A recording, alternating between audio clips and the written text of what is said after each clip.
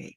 Okay. So, good morning, everybody. It's my pleasure and honor to welcome you to this webinar of ZDM on mathematics education with interdisciplinary STEM education. My name is Gabriele Kaiser and I'm editor-in-chief of ZDM Mathematics Education, and I would like to welcome you to this webinar, which will be run by Susana Carreira and Merrilyn Goos, to whom I will give over in 1 or 2 minutes. Yes, the reason why we have selected this this special issue, first of all, why we have edited a special issue on this theme in ZDM Math Education is, of course, the high relevance of STEM education. It is one of the upcoming and emerging themes in math education. And of course, this combination with interdisciplinary aspects is, of course, highly interesting and makes this special issue so interesting. So I was very happy when Susana and Merrilyn agreed to host a webinar on this theme and give you some insight into this a special issue. Of course, the special issue has many more papers than the papers we can show to you.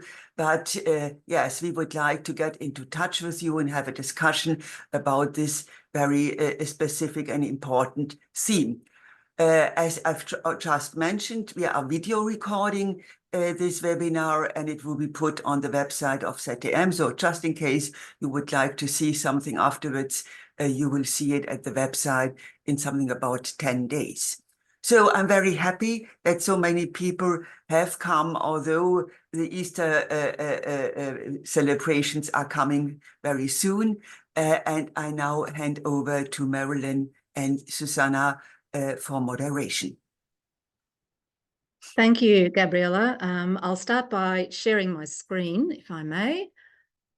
And there it is. All right, so you should be able to see that screen. So Gabriela, Susana and I would like to thank you for the opportunity to organise this webinar and also for the opportunity to co-edit what turned out to be a very interesting special issue. So mathematics and interdisciplinary STEM education. This is the schedule that we have planned for the 90-minute webinar tonight. So I will begin by giving an overview of the theme. So I'll be summarising the main messages from our survey paper. And then we have selected 3 original contributions from the special issue. So we have Zaira, Jose, Jolt and Teresa talking about teacher growth and exploiting mathematics competencies through STEAM projects. Oilam, Alan and Huiyang talking about computational thinking as a boundary object between mathematics and computer programming for STEM teaching and learning. And then we have Yujin and Kyungwon talking about stakeholders' sense-making of STEAM education policy in South Korea. So there's 4 presentations. We've asked each of those presenters to speak for 15 minutes, which is incredibly difficult to do justice to papers in 15 minutes. That should allow about maybe 3 minutes at the end of each presentation for some questions from you. But after all the presentations have finished, we will have 10 to 15 minutes for further questions and discussion. As you listen to the presentations, could you please type your questions into the Zoom chat box, because Susana is going to be monitoring those questions in the chat.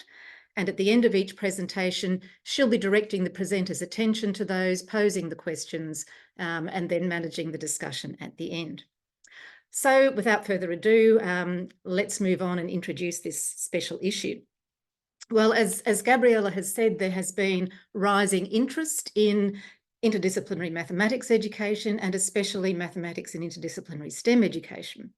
So, for example, SERMI has a thematic working group on this topic. ICME has a topic study group. There are now many journals of STEM education research. And as Gabriela mentioned, there has been a previous special issue of ZDM on a related aspect of this topic. Mathematics is so often claimed to be the discipline that underpins all of STEM. And yet we still don't really understand very well how mathematics might contribute to learning in interdisciplinary STEM, nor do we really understand very well how interdisciplinary STEM education might help people learn mathematics. So I want to tell you a little bit about how we conducted the survey, a bit about our methodology. Unlike many of the other topics in ZDM special issues, STEM education is quite a new field of research, but it's growing very quickly. There have been previous literature reviews. Some of them have been systematic reviews in recent years, but they have either not looked at the role of mathematics in interdisciplinary STEM education, or if they have, the ones that we found anyway, have looked only at the secondary school level. So for our survey, we wanted to do something a bit broader. So, and broader than a systematic review, which tends to begin with thousands of literature sources, but only end up with quite a small number because of the very strict inclusion criteria. So we instead chose to carry out a narrative review. So we used purposive sampling because we wanted to present a critical analysis of issues in what we judge to be significant literature on this topic. We chose a time span of 2017 to 2022, and we included studies at all educational levels, from early childhood, primary, secondary, undergraduate, and teacher education. And we looked for studies that connected mathematics with at least one of the other STEM disciplines. And you can hopefully look at the survey paper for more details.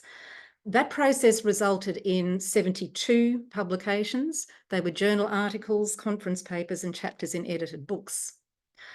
So we wanted to start organising this literature, and we began an initial classification using the framework devised by Honey et al. In 2014 that you see here. It's quite a well-known framework.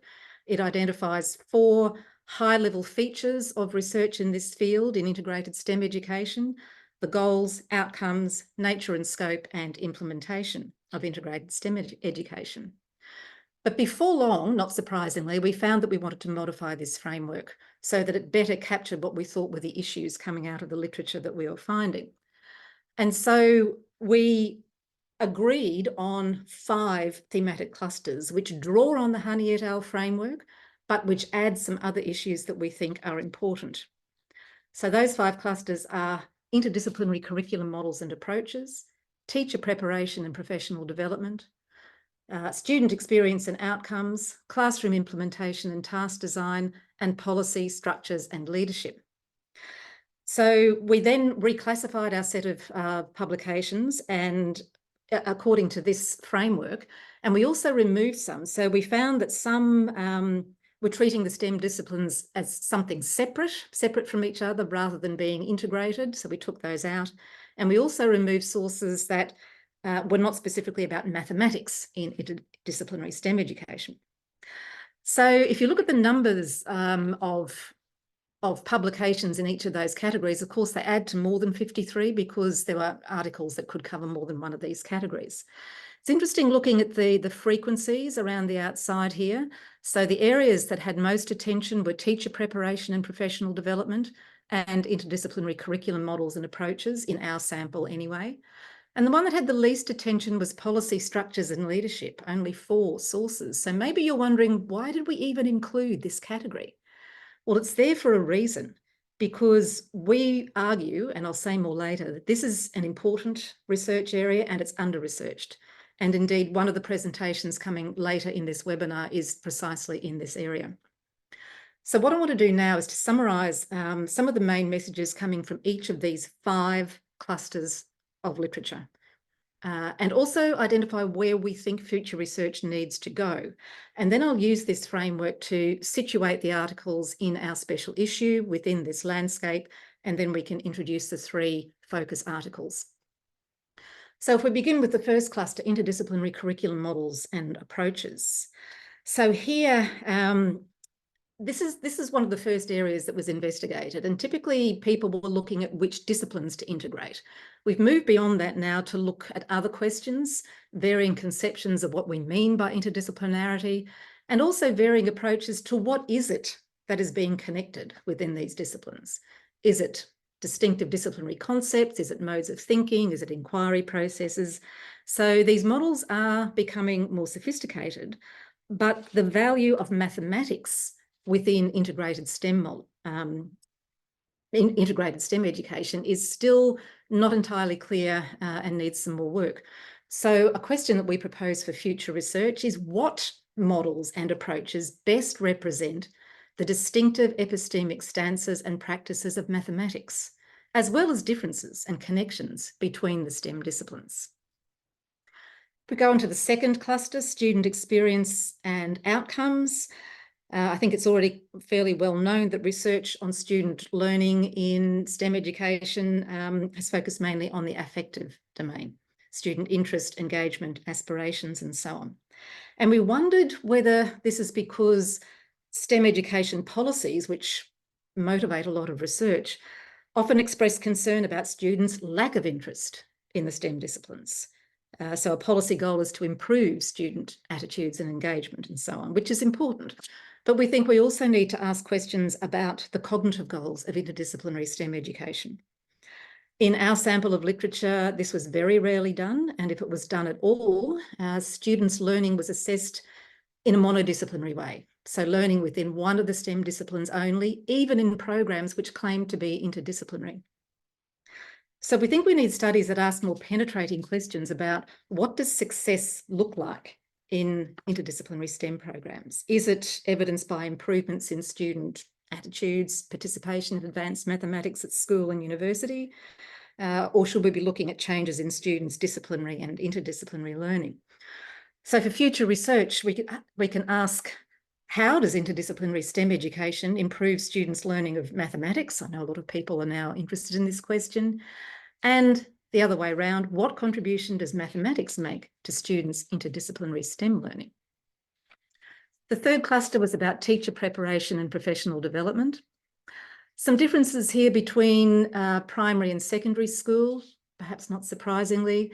In our literature sample, primary school teachers found it easier to integrate the non-mathematics subjects and said it's just too hard to integrate maths with the other STEM disciplines. And we wondered whether this says something about their conceptions and beliefs about mathematics and how mathematics should be taught as something that is separate. In secondary schools, STEM integration usually requires collaboration between teachers who are specialists in the constituent STEM disciplines. It's rare to find a teacher who is an expert in all. And in the studies, we found teachers generally enjoyed this kind of interdisciplinary collaboration and felt they were learning a lot from colleagues. However, it was very common to find that the mathematics teachers said, it feels like the collaboration is imbalanced here, and it feels like mathematics is being used just as a tool for representing and solving problems in the other disciplines. Not that that's unimportant, but there was some concern expressed there. So some questions that need to be asked there, we think. How can teacher education programs support integrated STEM teaching practices that preserve the disciplinary integrity of mathematics? And a second question, what kind of mathematical knowledge do teachers need for interdisciplinary STEM teaching? And we found some studies that suggest it could possibly be a little bit different from what we typically find in teacher education degree programs. If we go on to classroom implementation and task design now, there were many studies there that provide rich descriptions of innovative STEM tasks. Sometimes they were more descriptive than theoretically based. And we think more research is needed to understand what makes a STEM task mathematically rich. Now, I'm sure you all know that in mathematics education, there's been a lot of research about task design, and we know a lot about what makes a good task in mathematics, but much less is known about what makes a good interdisciplinary STEM task. We found some interesting insights in some of the articles that we found. One study suggested that a good interdisciplinary problem obviously needs to be set in a context that is relevant for more than one discipline, but that on its own is not enough. It also needs to generate knowledge in more than one discipline, which feels like it's a lot more challenging. So for future research, we propose asking what approaches to classroom implementation will allow the mathematical affordances of these tasks to be fully explored and realised. What approaches to task design will yield good interdisciplinary STEM problems? And quite a big question, how should student performance on such problems be assessed? So that brings me to the fifth cluster, policy, structures and leadership. And as I mentioned before, there's been very little research in this area, but we think it's really important because policy and leadership are vital influences on scaling up and sustainability of innovative interdisciplinary STEM programs. It's one thing to design and implement programs, it's quite another thing to grow them and to make sure that they're sustained over time. We also found, not surprisingly, that there are structural conditions in schools that often work against interdisciplinary STEM, especially it seems in secondary schools, where disciplines tend to be taught separately. So think about the school timetable, the way resources are allocated, the way space is allocated, differential teacher expertise, and mandated curricula and assessment regimes that might not be interdisciplinary at all. All of those things can work against interdisciplinary STEM. But what we found in the literature also was that a very important driver for program success was school leadership. So for future research, we think we need to ask, how can STEM education research productively shape STEM education policy? It feels like often this is happening the other way around, that policy comes first and research responds. We think that research needs to be able to influence policy. What role is mathematics assumed to play in this policy landscape? And what school leadership practices support sustainable approaches that promote student learning and appreciation of mathematics in integrated STEM education? A few lifetimes worth of work there. That brings me to my last slide. Here are the articles in our special issue. So you can see in this column for the educational level, it's primary, secondary, university levels. You can see a wide range of countries are represented. And here you can see how, this is how we, the co-editors, saw how the articles address the thematic clusters. This is not necessarily the opinion of the authors. They might have different points of view, but I think you can see how collectively they span all these issues. I've highlighted the three articles that we've chosen to be presented in this webinar. And if you look across them, you'll see that together they do address all the 5 thematic clusters. And so that's the point at which I'm going to stop. I'll hand over to Susana to see if there are any questions that people want to ask, and then we can move straight into the rest of the presentations. So I think I will stop sharing my screen now. Thank you, Susana. Yeah, thank you, Merrilyn, and good morning, everyone. So it's really nice to be with you and sharing some of our work in this ZDM issue. And I have only spotted one question in the text. It's actually a very good one. It's about the notion that we have or have not adopted in what concerns the meaning of interdisciplinarity, because in fact the issue is on STEM interdisciplinary STEM education and the role of mathematics. And I suppose the question is, what kind of notion have we addressed to decide what is interdisciplinarity? I don't know if you want to start a short answer, Merrilyn, or... Yeah, well, I could say something about it, Susana, and perhaps we'll think about it for the rest of the time. So I have the chat box open on my screen so I can see. So the person who's posed the question has proposed something using a commutative standpoint, which is really interesting. So I think we need theoretically based ideas for what is it that's being brought together. Probably the best known framework is the Vasquez et al. Framework, which goes from disciplinary to multidisciplinary to interdisciplinary to transdisciplinary, looking at different ways of connecting disciplinary concepts together. So I think in that framework, multidisciplinary just means that you bring together concepts, you pick concepts from different disciplines, but don't necessarily bring them together in any way. So I think for interdisciplinary, we'd expect to see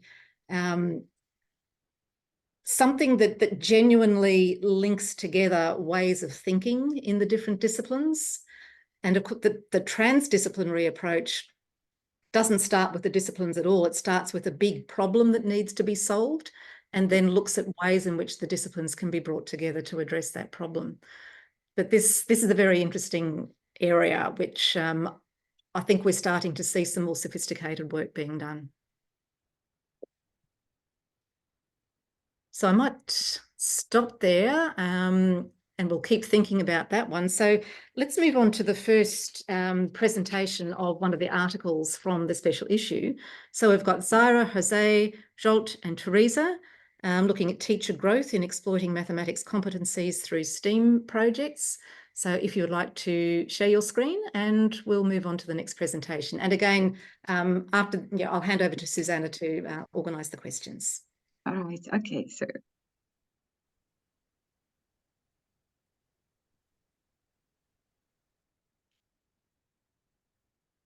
Hello, everyone.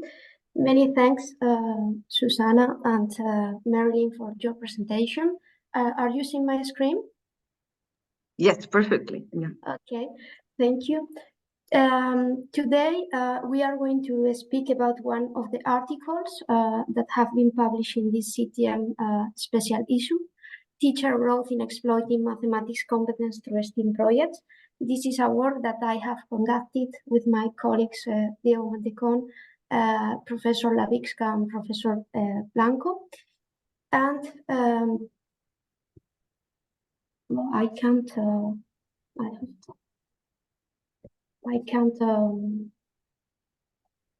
no, it's working, sorry.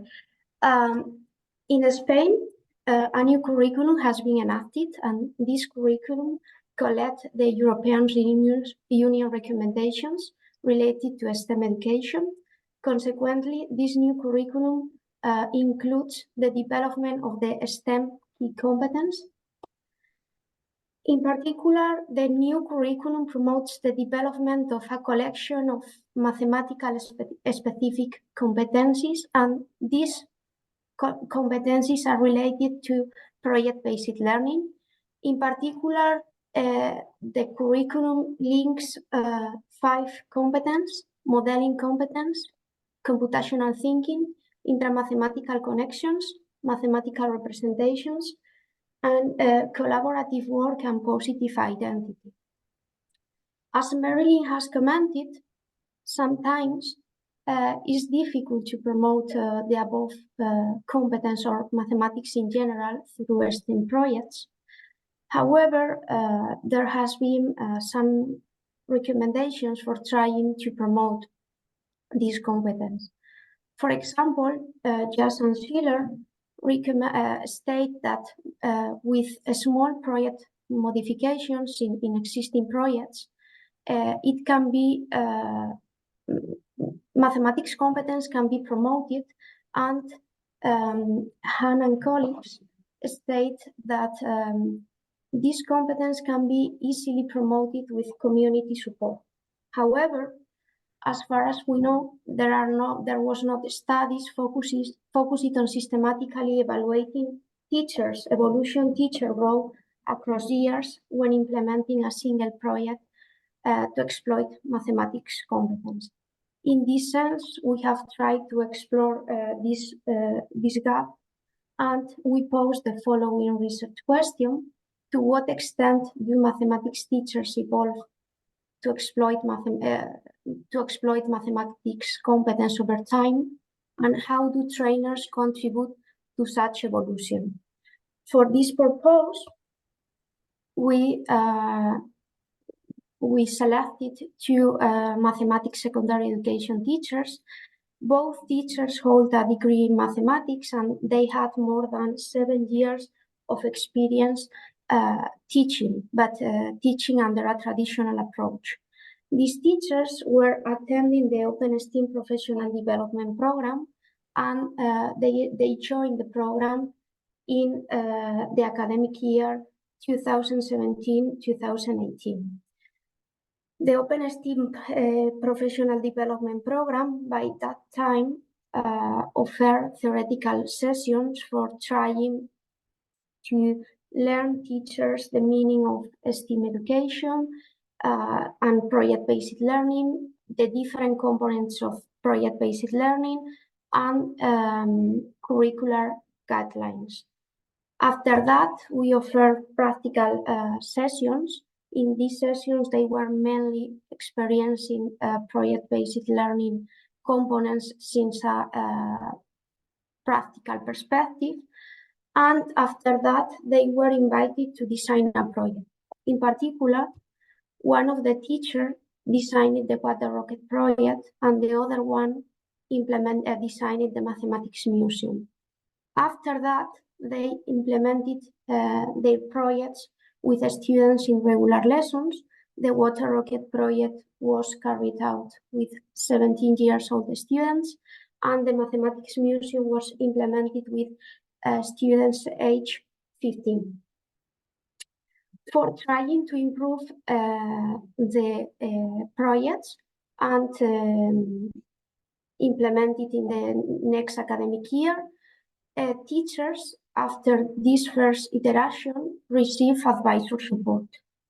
This advisor support was based on the necessities identified during the classroom observations, and this support led teachers to attend again practical sessions and to incorporate change in the design of the project.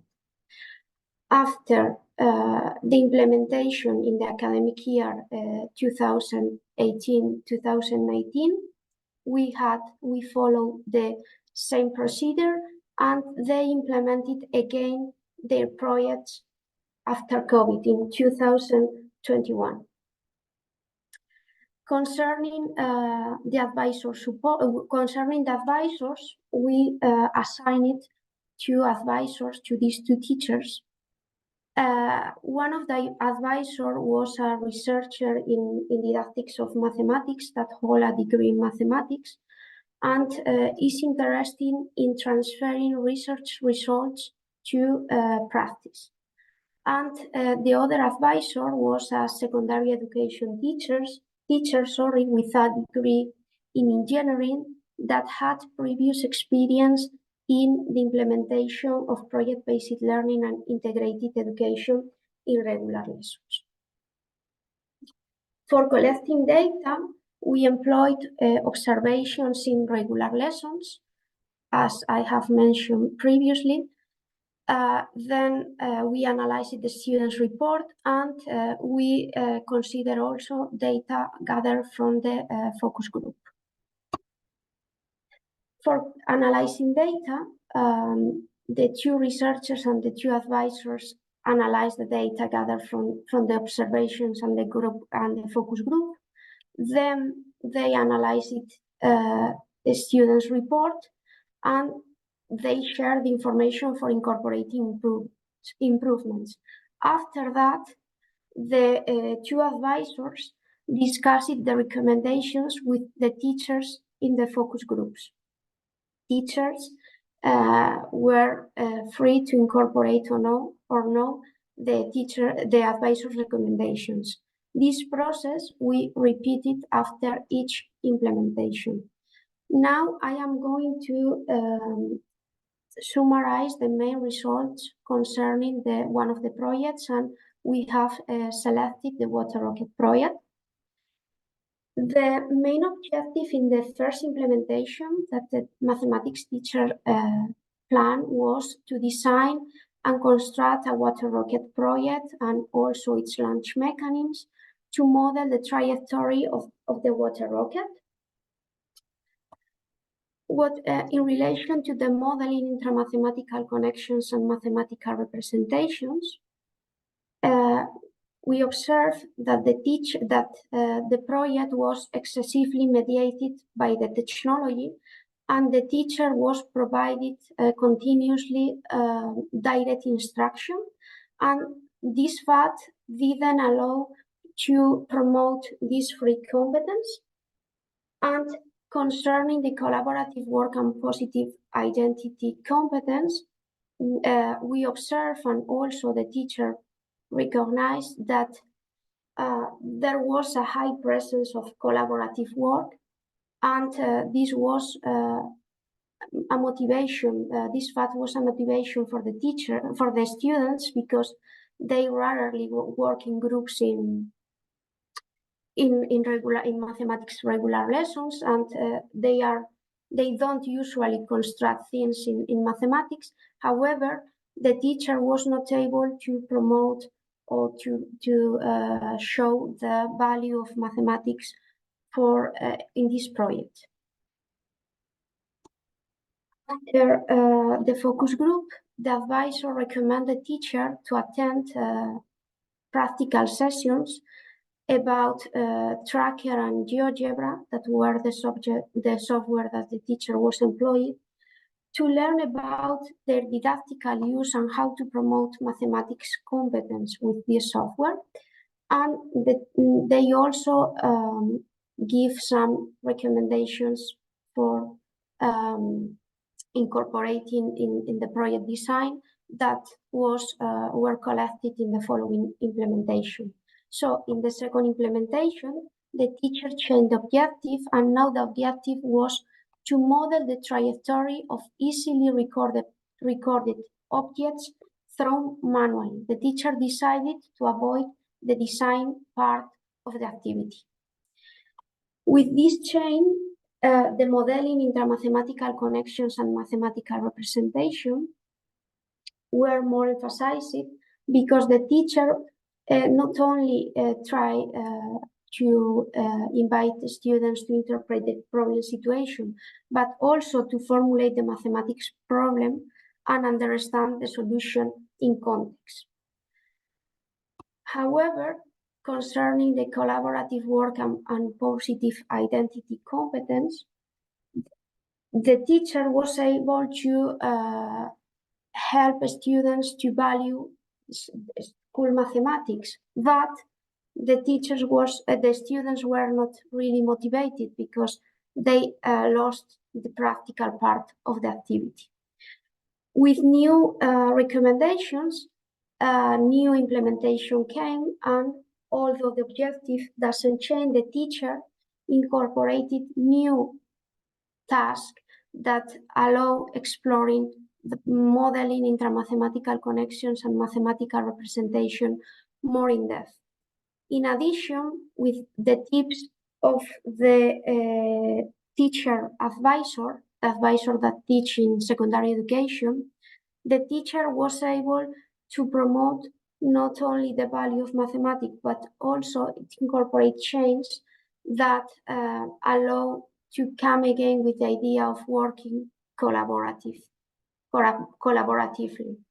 So, from this study, we can conclude that secondary education mathematics teachers, supported by advisors over an extended period of time, can enhance their ability to foster mathematics competence.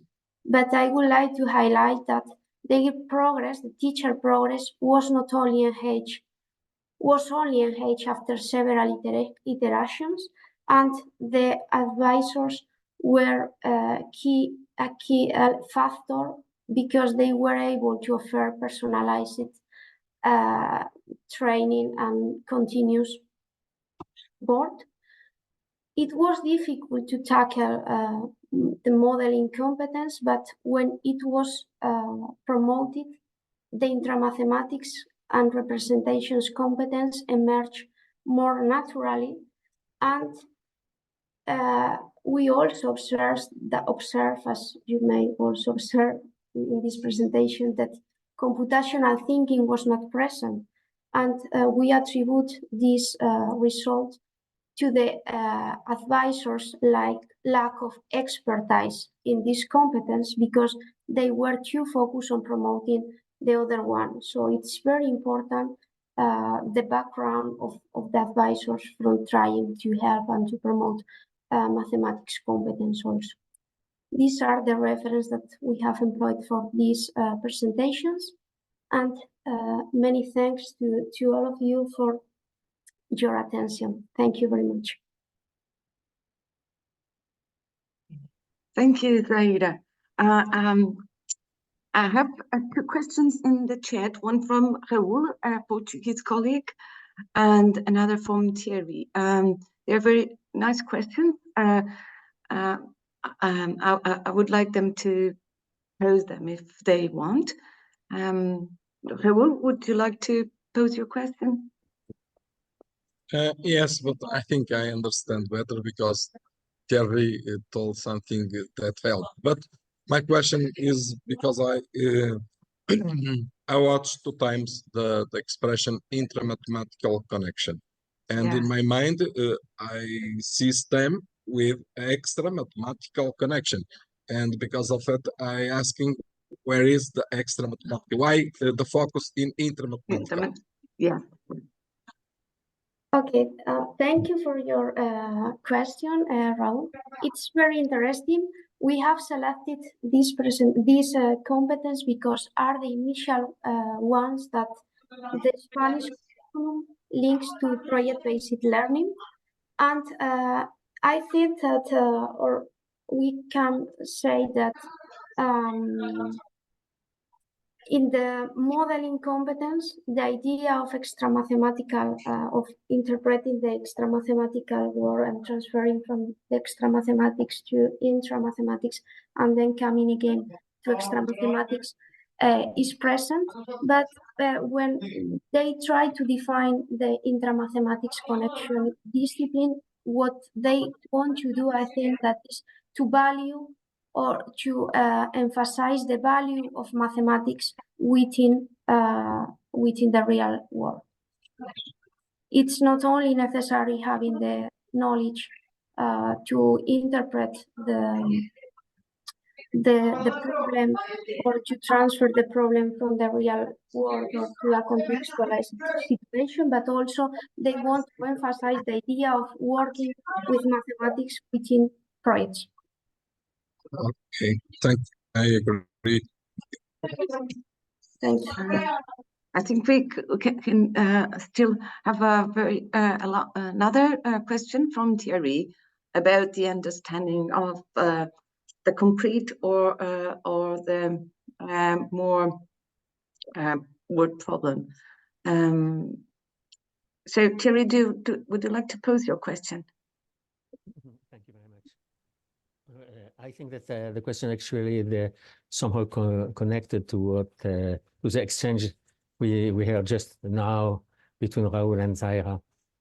When modeling a problem, and in STEM, we're trying to model in mathematical language problems which are word problems. And then we have some kind of one way and return coming from a word problem, transforming it into a mathematical problem. And then we have these intra-mathematics work and exchanges. And then generally we hope to come back to the concrete situation and to be able to understand the concrete situations in the language of what we did in the mathematical setting.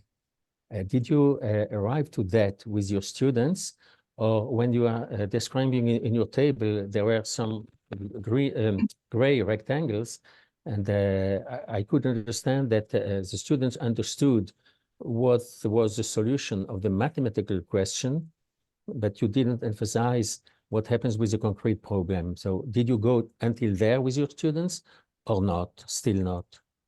Yeah. What we observe in this case is that the first time the teacher was not able to establish that relation coming from the real world, mathematics world, and go again to the real world. In the first and in the second implementation, it was not promoted, but it was the teacher was able to do it in the last implementation. So it was the first time that this teacher tried to work with a modeling problem. So it was not straightforward for him doing that. Okay, thank you. Right, okay, thank you. So I think it's time to go on with our next presentation.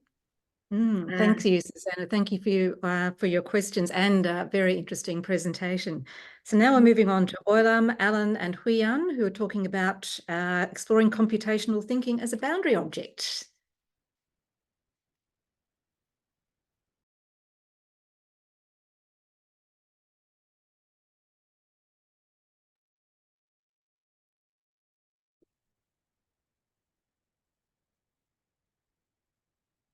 Hello, everyone. Hello. Can you hear me? Hello? Yeah, there's some feedback. You can hear me well. Sorry. Echo. There's an echo. Okay.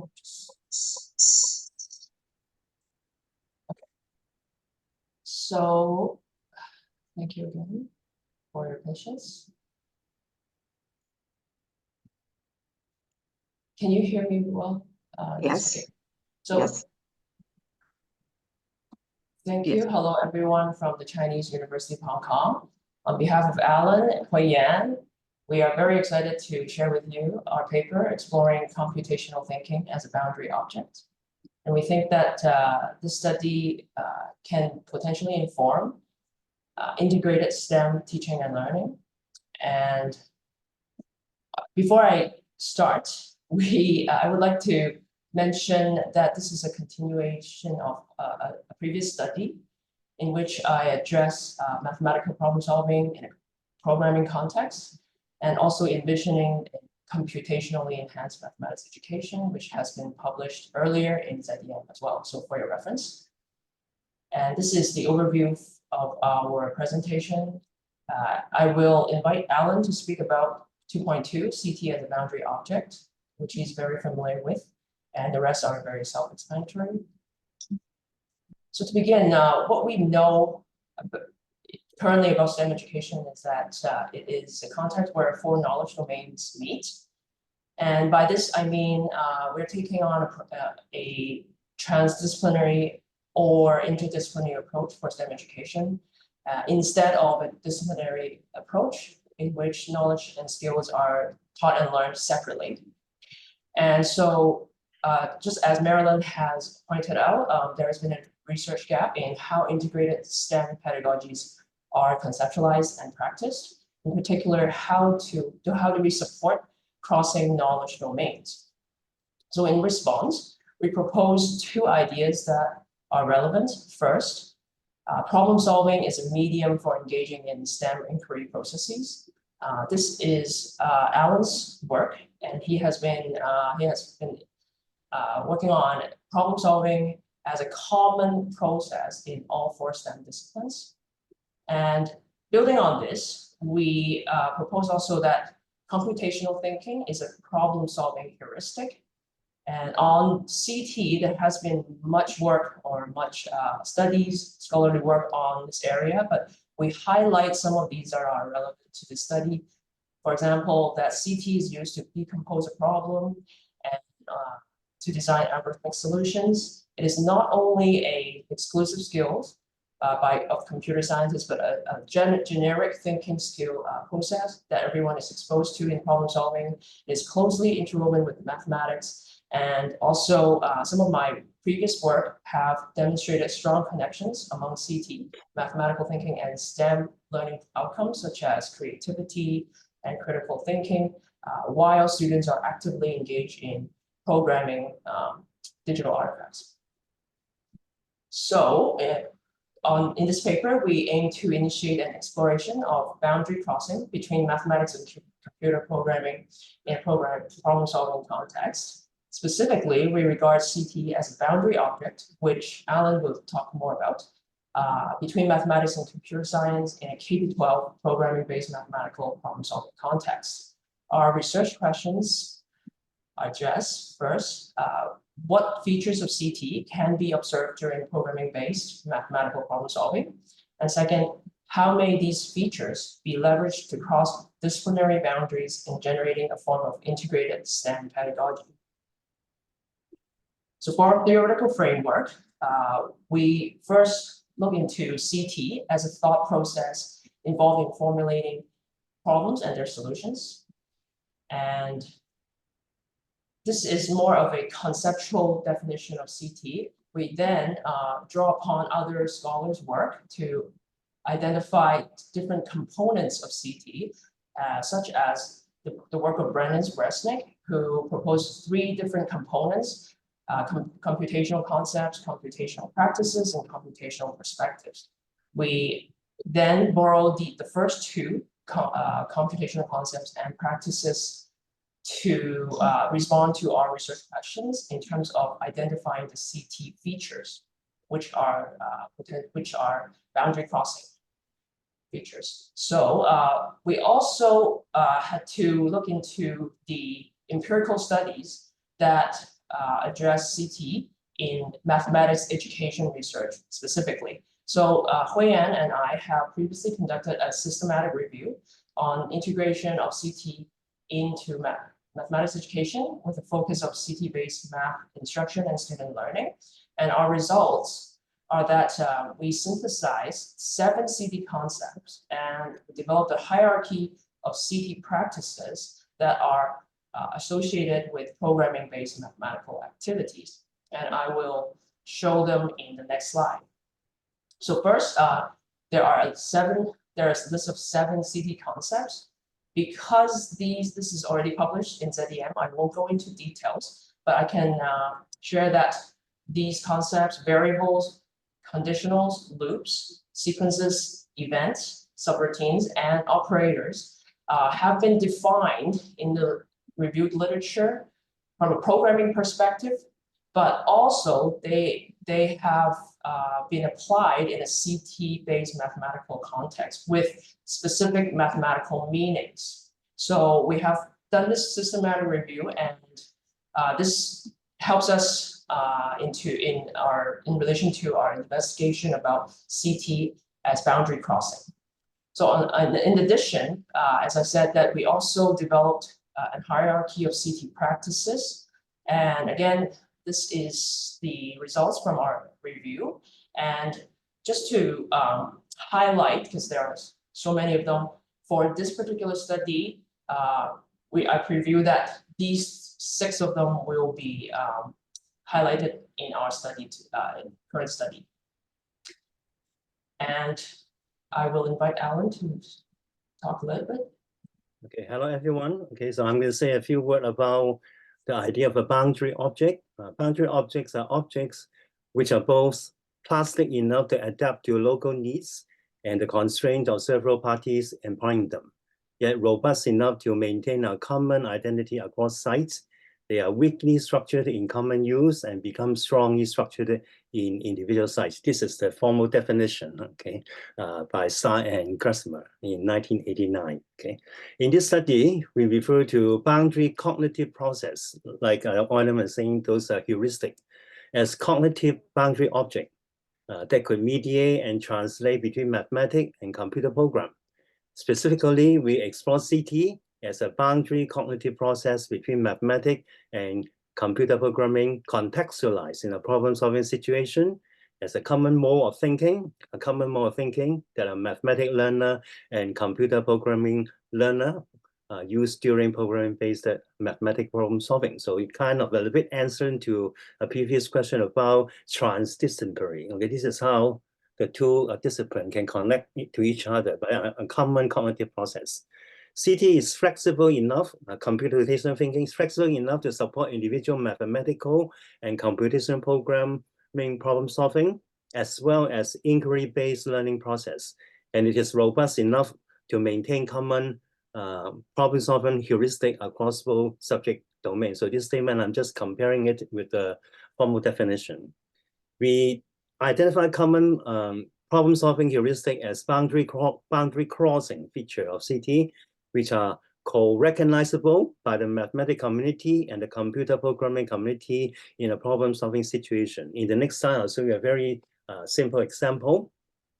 Next slide, please, Euler. Next slide.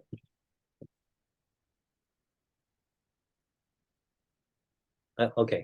Here you see a big table. On the left-hand side, you see constructing a Euclidean square, traditionally using Euclidean geometry, compass and ruler or geometry, whatever. On the right-hand side, you see a Scratch program. Okay, end result is also a square, and you can see that the description of this construction, they're very different from each other. But in both construction, they use the same, what I call boundary crossing feature: abstraction, decomposition, pattern recognition, algorithm. Okay, so even though this is CT, but actually when we're doing mathematics, we use all this thinking process too. Okay, so of course for the computer programmer, they use the same kind of heuristic. So this is what I call, this solving is an example of what we call a boundary crossing feature of CTs, and that's the idea. And this cognitive thinking process is what we call boundary object in this study. Okay, Autumn, back to you. Thank you. So onto our research methods.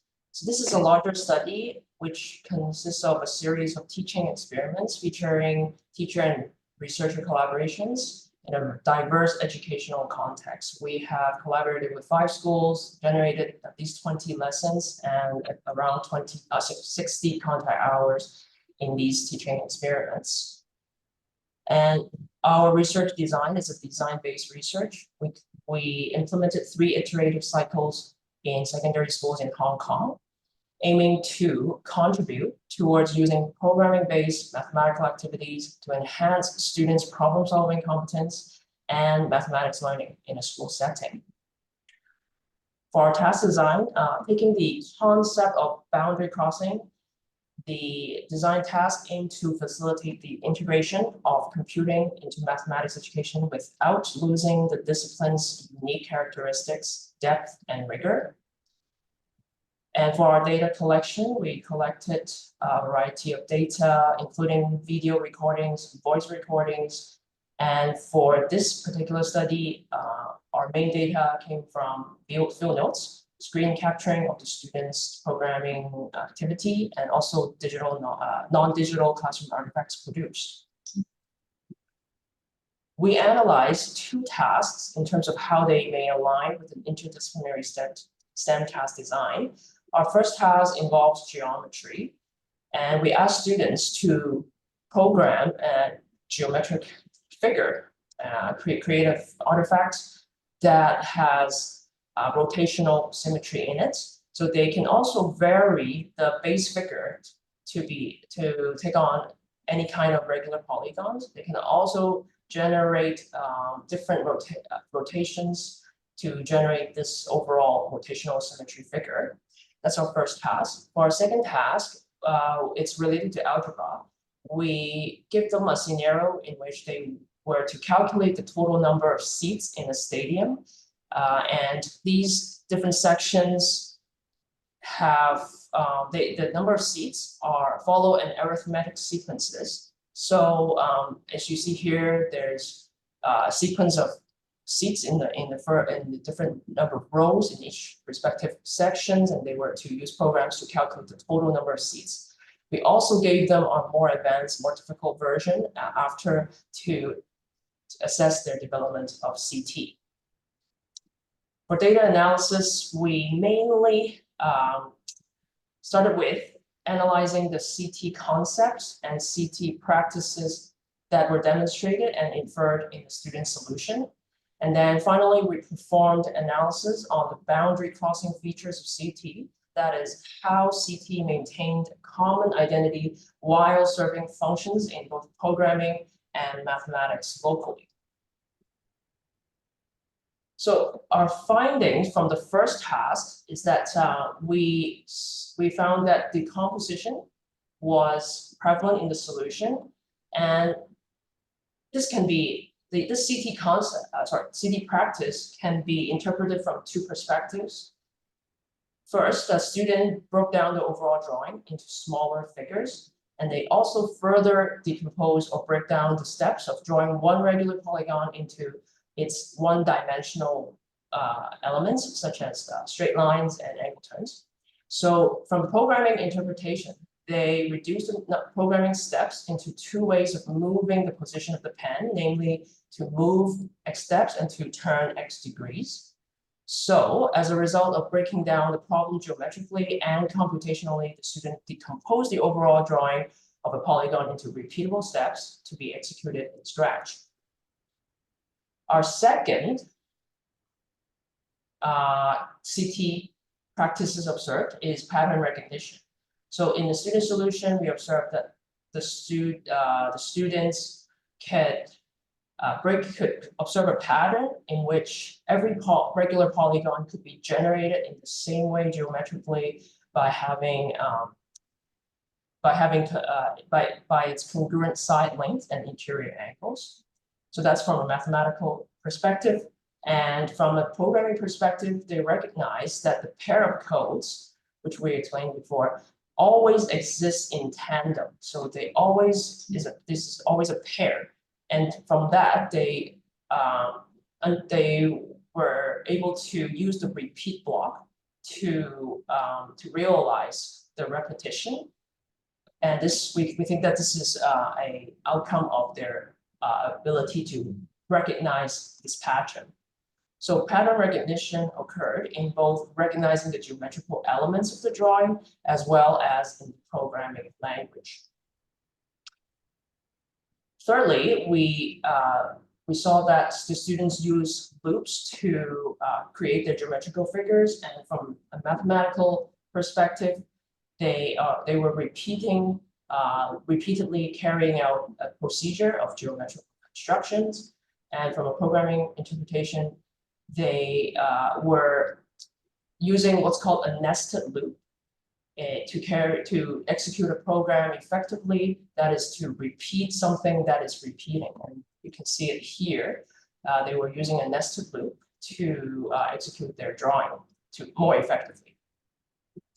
So loops capture the invariant geometrical relationships among the sides, angles, and figures, and it allowed some identical codes to be encapsulated into a single repeat code for programming. The last CT concept that we observed or we analyzed was variable.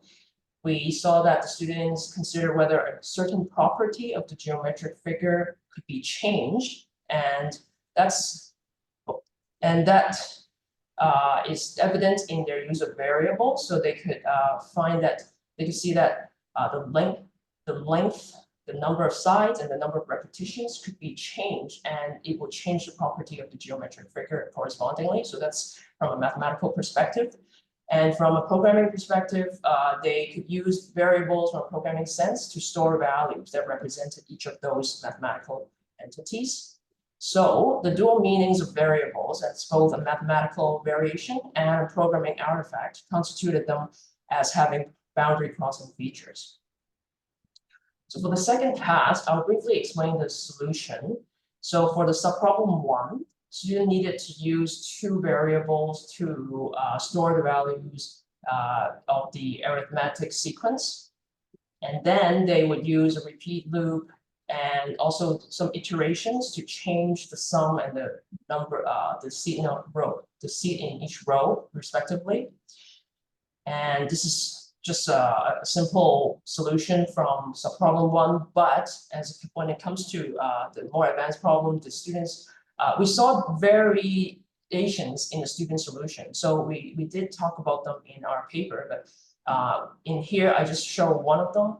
And in this solution, you see that the student used my block, which is a subroutine, and then they call this subroutine as in a functional sense. So they call upon this subroutine and put different parameters in the subroutine in order to generate the number of seats in different sections of the stadium. And because of that, because of using this subroutine, they had to change the numerical value to a parameter, rows and no row differences respectively, which relates to my analysis of the abstraction that students demonstrated. They were able to transform from an action of physically adding a constant to a single process through the mechanism of abstraction. And also they were able to use the code change something by one. This is an iteration to demonstrate that they could repeatedly add a variable, a value to obtain the sum, and that is a way of showing that they can abstract the value into a variable, and that relates to, of course, my next analysis variable. So from a mathematical perspective, they realized, and you can see that in the in my arrows as I demonstrated, they created two variables, and those represented the variables could take on a range of values, or for example, like x, let x be the number of seeds, and then x equals a certain number. From a programming perspective, they could interpret the sum as storing a range of values during the course of adding. So together, the student abstracted the operations of always adding a number, and in the respective sections by using the same command. So this is also another level of abstractions by seeing the pattern. There's some pattern recognition involved. They see that there's a pattern of always adding, and then they use the same code to perform the addition. And so this is what I have already explained about the pattern recognition. They recognize the pattern as arithmetic sequences mathematically. At the same time, they use the change row seed by row difference to enact the sequences, to generate the sequences in a programming language. So the two set of number sequences, mathematical pattern and programming codes, programming pattern were identical but differ by a starting number, a common difference, and the number of rows of seeds. Finally, in terms of subroutine, they demonstrated they can, I would just skip because in the interest of time, they can be thought of as a function. So mathematically, there's an input and an output in mathematics, but also a construction procedure in programming. And so this demonstrates that subroutines carries both mathematical and programming meanings task. So in conclusion, this paper, we have explored CT as a boundary object connecting mathematics and computer science in a programming, problem-solving context where shared understanding about CT is built. And we think that the results of the study inform our understanding of integrated STEM teaching and learning as a generative boundary crossing activity. It also supports a transdisciplinary perspective as opposed to disciplinary-based approaches in describing CT in the context of STEM education through the lens of boundary crossing.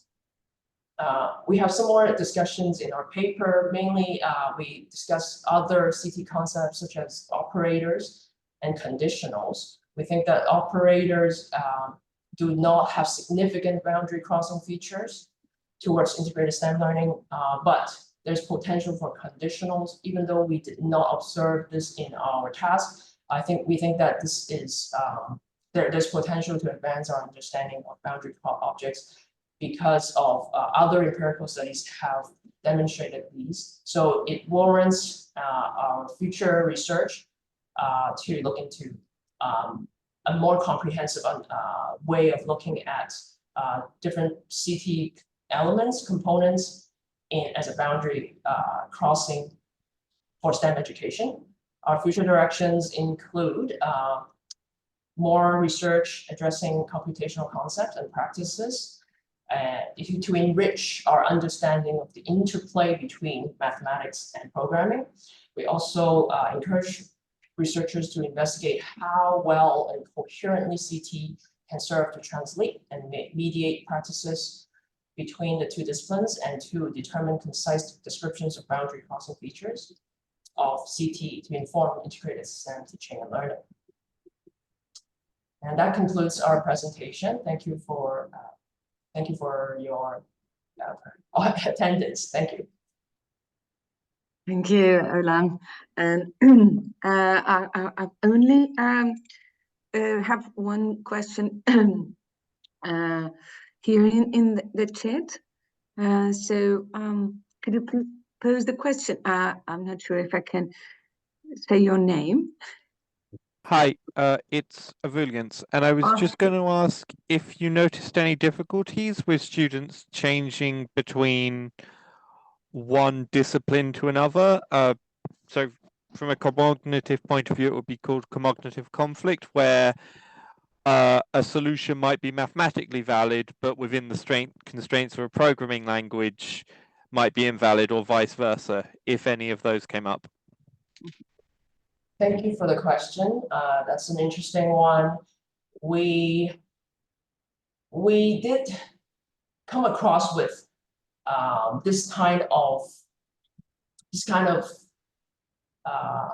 challenge when we design tasks. But for this study, I would say that our task design, because we are interested in of students working within a programming environment, our task design we were able to come up with all tasks that are solvable in a programming environment.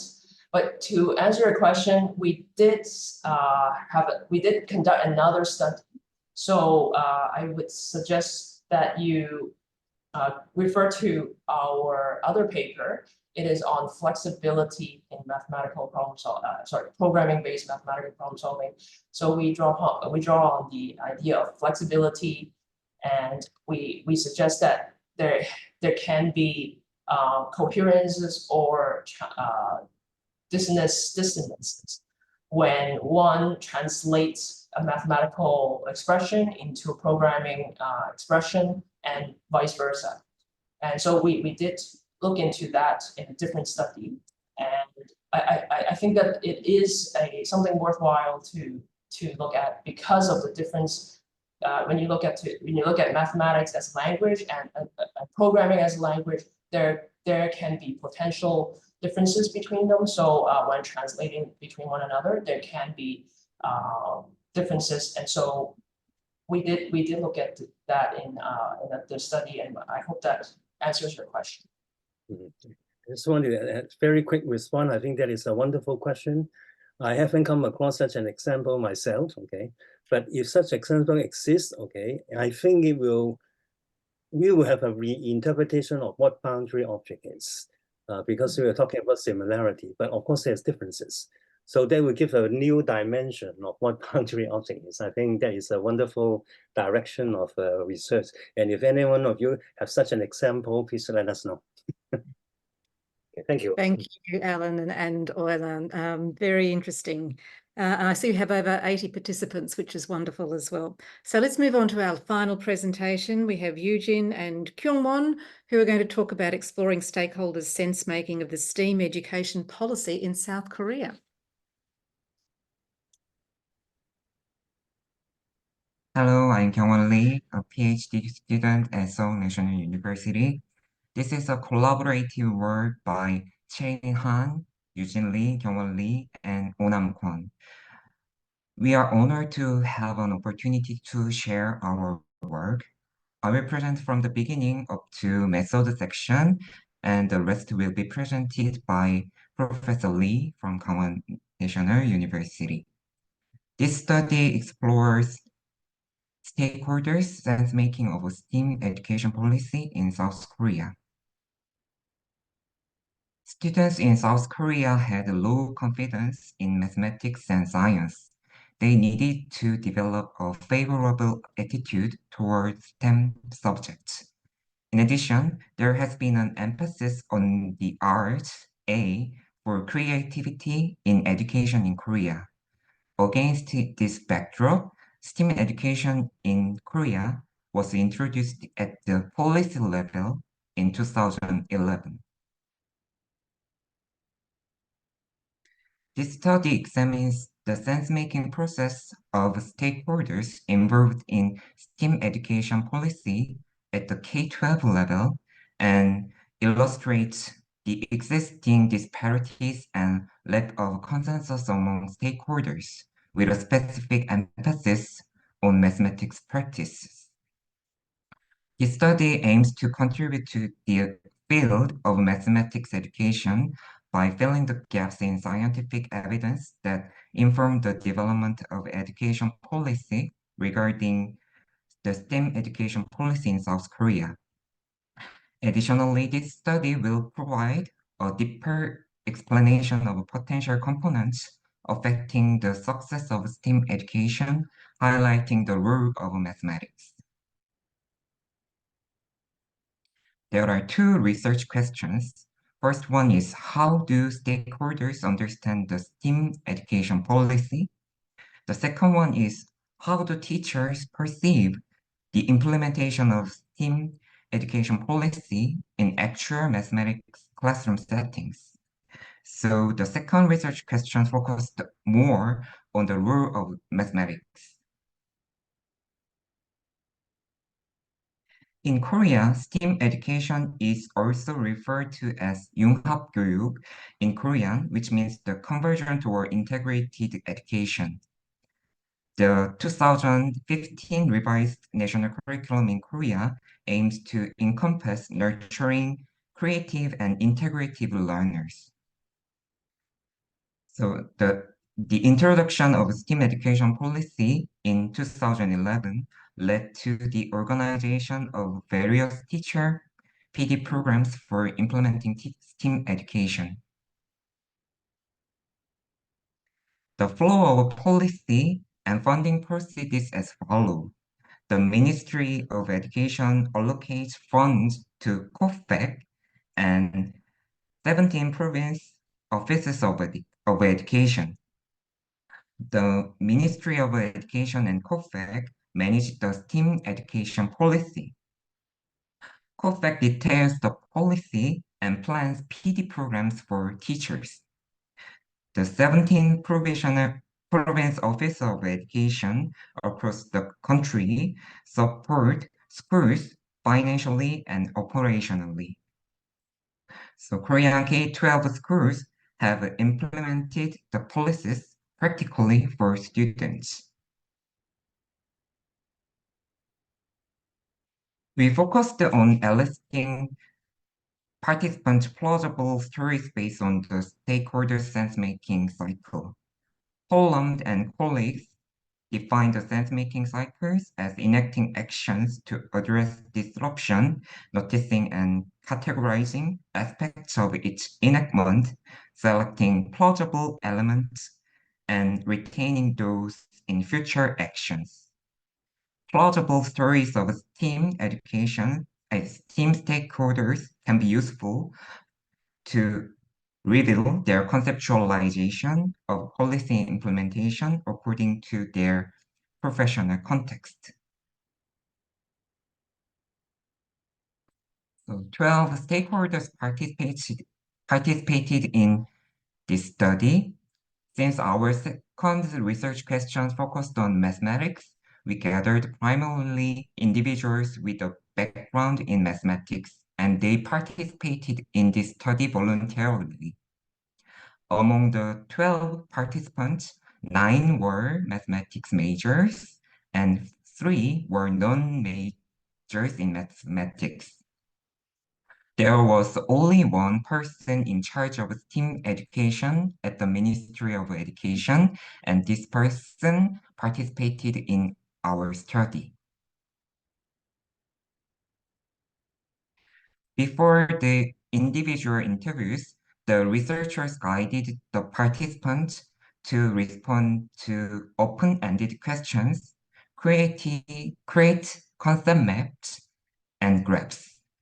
The concept maps about their perceptions of STEM education, and the graph represented their perceived participations in STEM education.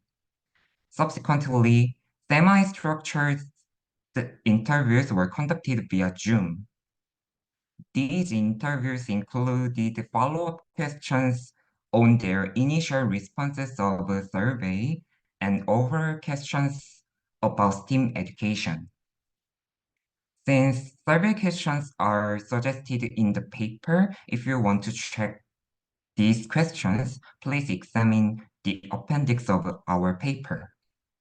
Overall, a qualitative analysis was conducted. 9 initial key themes were identified through open coding of the concept maps. After modifying code, 12 codes were identified based on the interview data. Examples of codes include disciplinary perspectives, curriculum, and PSK. From now on, Professor Lee will proceed with the presentation. Hello, everyone. So let me explain about the results. So from the analysis, we could see that there were different perspectives between groups, especially teachers and administrator groups. So for example, teachers had negative viewpoints towards the STEM implementation, actually. So they highlighted that there were not enough information to integrate other subjects in mathematics. So, and, you know, the national curriculum is not helpful for that. However, the administrator group was kind of positive. They believe that the national curriculum fully allows for integration and encourages students' experiences integration. So you can see two groups showed kind of opposite perspectives. So when you go to the next slide, you can see the picture over here. So the difference between teacher and administrator groups, that different perspectives is also evident in the concept maps created by the participants. You can see the picture on the slide here, on the screen. You can see curriculum and it's related to the other circle mentioned that reconstruction of the curriculum. So this is the example of the concept map from one teacher, and the teacher participants considered curriculum reconstruction as a significant element of the STEM education policy. However, it was really hard for us to find administrator participants included curriculum themes in their concept maps. We only can see that reconstruction of the curriculum related to STEM education on the map from the teachers only. So in terms of teachers' expertise in teaching STEM, we also could see the different perspectives between these two groups. Again, teacher group positively evaluated teachers' competences and they have knowledge, they said, in teaching STEM. However, administrator group considered that only small number of teachers are qualified. And the picture on the slide is the concept map that one participant of the administrator group drew, and it indicates the need to expand the quantity and quality of STEM teacher experts. So on the left side in the red box, there are 6 factors the administrator mentioned, and the 3 of them were about teacher. And also the teacher's recognition and perspectives toward STEM education is influenced by their experiences. You can see the graph on the right side, and there are points that their recognition towards STEM education go up. So like 2013, and on the bottom, you can see 2017 and 2018. You can see it goes slightly up. These years were when the teachers experienced the STEM education by participating STEM professional development program or school focuses on STEM education. So we could see that exposure to STEM education and STEM professional development could be an important factor to motivate and encourage teachers. We also did some interviews with all participants, and we found there were some obstacles that math teachers thought to implement STEAM in their math classrooms. First, teachers need to consider assessment. That's what they said. So math teachers emphasized the necessity of focusing on short-term goals due to the impact of assessments on students' university acceptance. So one teacher mentioned that I believe that STEAM education might not be successful because we have a college entrance exam, which is a huge obstacle. If the STEAM policy were more directly related to college entrance, teachers could actively implement STEAM in their classes and assessments. That's what one person said. And second, there were financial and curricular obstacles. Most of the financial support was skewed towards science or technology in Korea. And teachers felt that, math teachers, they felt that there was a little room for mathematics in STEM education. Also, there is the disconnection between the STEAM policy and the national level curriculum. And it kind of led teachers to overlook the necessity of STEAM education in actual classroom settings. So one teacher said it would be much better if the textbook or national level curriculum clearly indicated what we as teachers need to do. Third, school climate discouraged teachers from experimenting with new approaches. This might be some kind of Korean teacher thing. So when preparing the teachers, when math teachers or other subject teachers, when they need to prepare for their lesson plans, the teachers need to consider the other teachers in their classroom to maintain consistency in lesson content, which was deemed, crucial for effective teaching. So if one math teacher wants to implement STEAM in her or his classroom, he or she needs to needs a permission from the other math teachers. So it's not easy for them. So the findings from this study show that we need to consider stakeholders' consensus on the level of policy support. From the results, you could see that there were some different perspectives between teachers and administrators. This showed that STEAM education policy in South Korea kind of failed. It's really hard to say that, but failed to define a consensus on the level of policy support required. Although it has been like more than 10 years since STEAM education policy was established in South Korea. So definitely there was progress. So progress has been made through stakeholders' effort. But policy support's return may be smaller if the level or direction of support is not appropriately targeted. And so far, many professional development programs under the STEAM education policy mainly focus on constructing initial infrastructure. We could see that. So, however, consistent and continuous supports were needed for the success of the STEAM education policy. And insufficient support from schools, district, and the country has discouraged teachers' motivation to integrate mathematics with STEAM. So next slide said that, we need a kind of bridge. That's what we found to connect the policy and actual classrooms, such as maybe we can, more focus on financial support for materials, a detailed curriculum with assessment and instruction plans, or, PD programs, and maybe organized school operations might be, needed. So, okay, so I hope this presentation helps you all to understand STEAM education policy and current status in South Korea. Thank you.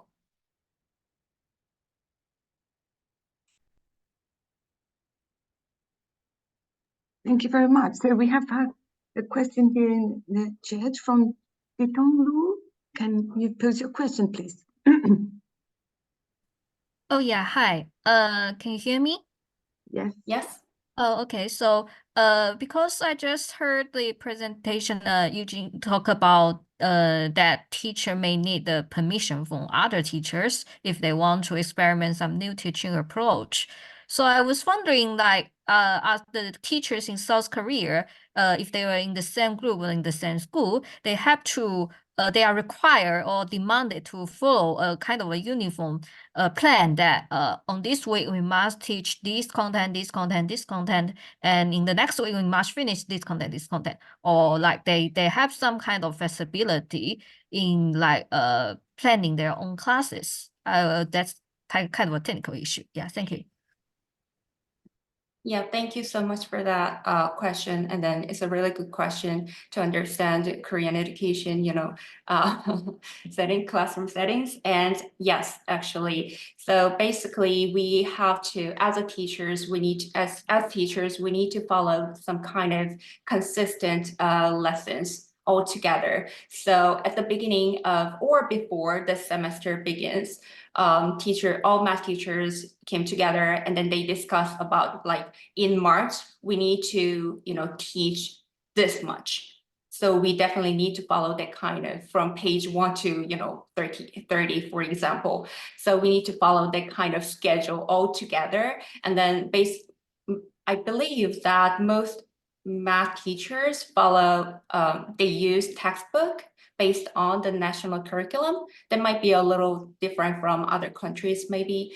They use all the same textbook in one school, and then they need to follow the national level curriculum. So basically, relatively, they don't have much flexibility compared to other, I don't know, like flexible educational, circumstances. Yeah. Thank you.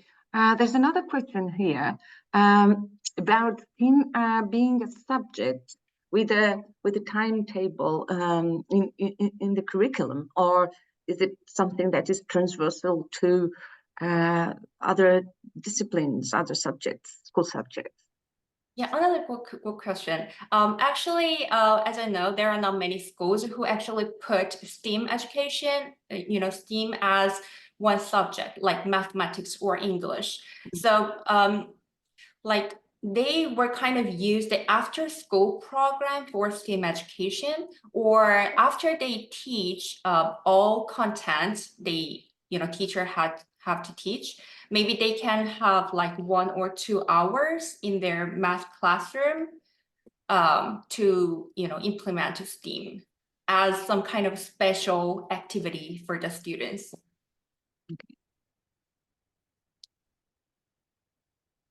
Okay, thank you. So we are a little behind schedule, but I think we may still have like 5 more minutes for final questions.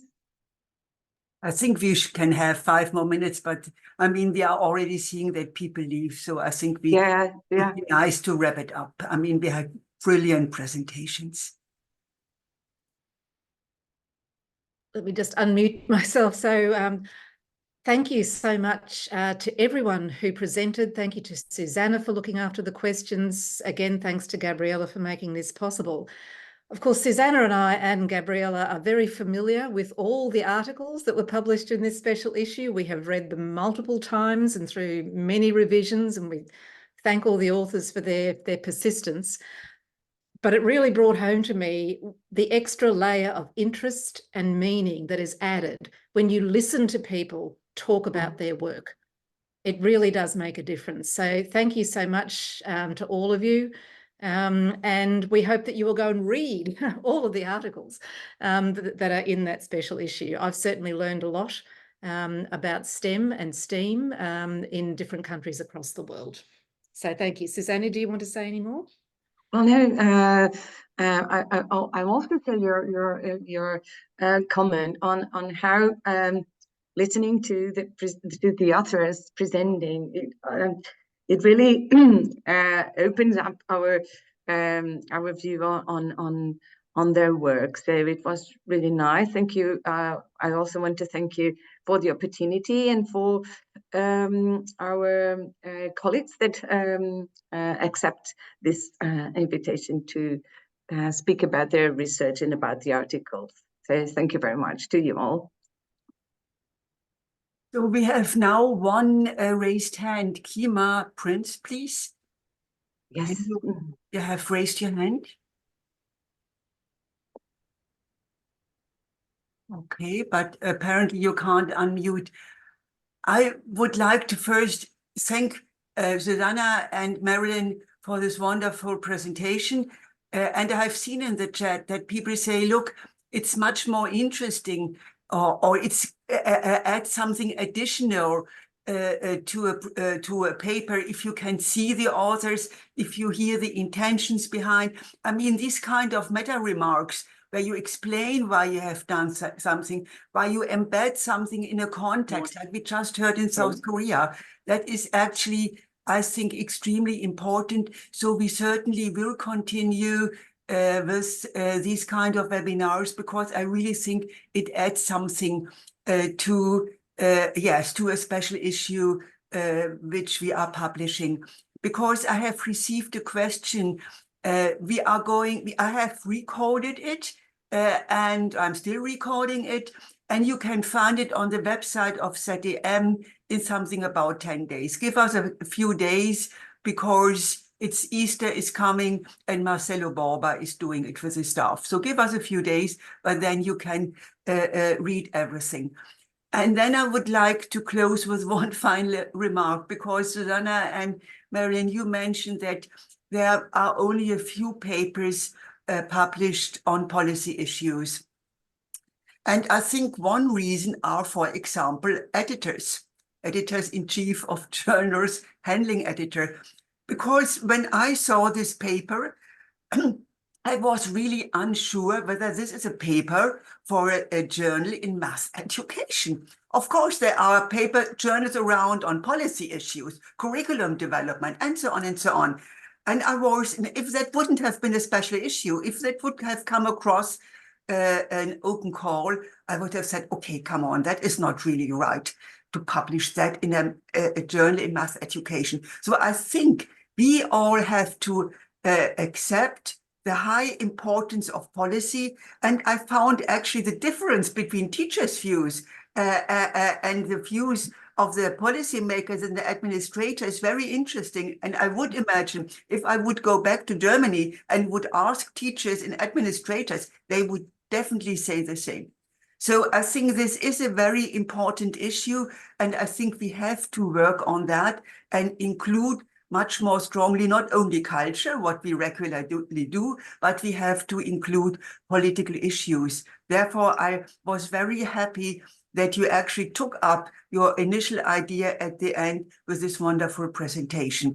So I think we really need to think about that more carefully. And yes, and I mean, ZDM is still blossoming, further developing. And Stanislav Shukayov will be my successor next year as editor-in-chief, and I will continue as associate editor. We still certainly will continue with having an eye on this specific issue. So thank you, everybody who has been attending. I have seen a few nice notes from people I know. And yes, it's always very happy, very nice to see people, yes, on the screen with whom I'm corresponding. And I guess you feel the same. So thank you very much for attending, and thank you very much for this wonderful presentations, which really added some additional insight to the papers, although I had read it so often. So, and of course, thank you to Susana and Merrilyn for this wonderful presentation. So I close the webinar now, and yes, hope to see you soon in one of the upcoming conferences.